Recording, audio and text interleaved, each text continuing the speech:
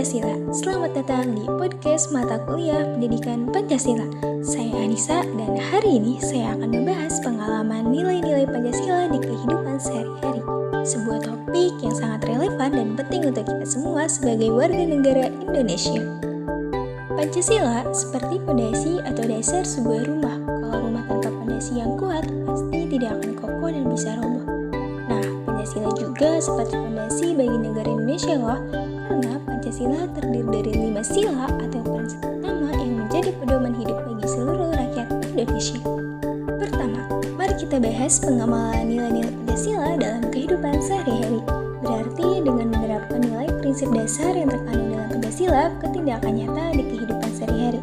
Atau sederhananya, kita tidak hanya menghafal atau mengetahui Pancasila, tapi juga menjiwai dan mengimplementasikannya dalam berbagai aspek kehidupan. Lalu, apa sih contoh untuk mengamalkan nilai Pancasila di kehidupan sehari-hari?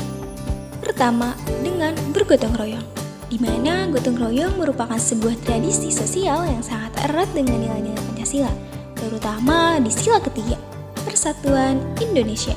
Contohnya, dalam acara kerja bakti, masyarakat berkumpul untuk membersihkan lingkungan, melakukan renovasi rumah sakit, atau membantu korban bencana. Proses ini tidak hanya meningkatkan rasa kebersamaan dan persaudaraan di kalangan warga, tapi juga memperkuat ikatan sosial dan mempromosikan persatuan. Contoh kedua yaitu keadilan sosial. Sebagai warga negara, memberikan sumbangan secara sukarela kepada mereka yang membutuhkan, baik dalam bentuk uang, makanan, atau pakaian. Ini menunjukkan kepedulian terhadap sesama dan upaya untuk mengurangi ketidaksetaraan. Dan contoh ketiga yaitu bermusyawarah. Sesuai sila keempat Pancasila, menyampaikan pentingnya musyawarah untuk mencapai kata sepakat.